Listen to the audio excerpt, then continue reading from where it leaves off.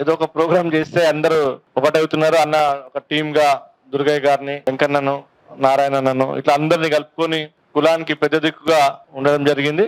అయితే ఇది ఒక ప్రైవేటు వ్యక్తికి సంబంధించిన వ్యవహారం. ఇది కంప్లీట్ గా ఒక ప్రైవేటు వ్యక్తి చేసినటువంటి దానికి సంబంధించి దాన్ని మనము కులంగా వ్యతిరేకిస్తున్నాం. ఈ వ్యతిరేకతను వ్యక్తపరిచే స్వేచ్ఛ మన అందరికీ ఉంది. అయితే నేను ఒక విషయం చెప్పదలుచుకునేది ఏంటంటే, నేను రామారావు ఒక 2-3 ప్రయత్నం చేసిన 3-4 సంవత్సరాల క్రితం పెద్ద వాళ్ళ దగ్గర.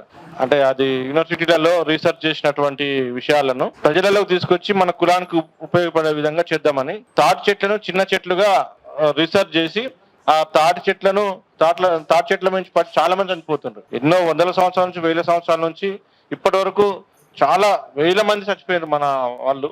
అట్లా చనిపోవద్దు, లక్షల మంది చచ్చిపోయారు. తాటి చెట్టు పుట్టినప్పటి నుంచి, మన కులం పుట్టినప్పటి నుంచి తరతరాలుగా జరుగుతుంది. దాన్ని ఆపాలి అంటే చిన్న తాటి చెట్లు 10 ఫీట్లు 15 ఫీట్ల చెట్లు అనుకోండి, మనము దాని నుంచి పడ్డా కూడా కాలు డ్యామేజ్ అయితే అవుతుంది కానీ ప్రాణం అయితే పోదు.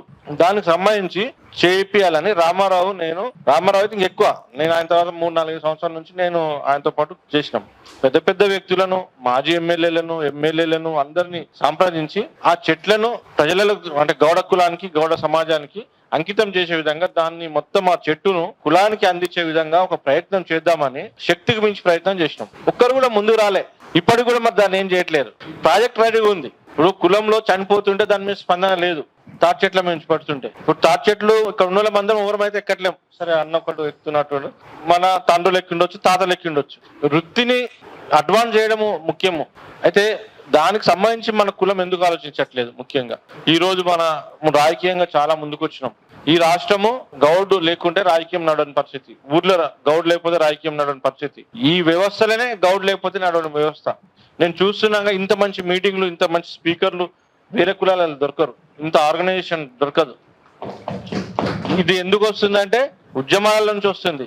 మేము చూసిన 20 ఏళ్ల క్రితము మాట్లాడడానికి రాకపోయేది, మాట్లాడితే వినడానికి ఇష్టం అనిపించకపోయేది. ఈ రోజు మనోళ్ళు మైక్ ఇస్తే చాలా ఇష్టంగా వినాల్సిన పరిస్థితికి వస్తుంది.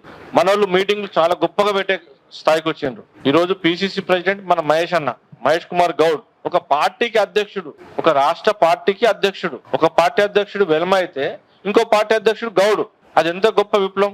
ఈ రోజు మేము అందరం ఉన్నాం, అటు ఇటు పోతాం, అలా కలుస్తాం. ఎక్కడి చోట బాలరాజన్న కలుస్తాడు, వెంకన్న కలుస్తాడు, నారాయణ కలుస్తాడు, మేము కలుస్తూనే ఉంటాం. రామన్న కూడా కలుస్తాం, రామ్మోహన్ అన్న కూడా కలుస్తాడు.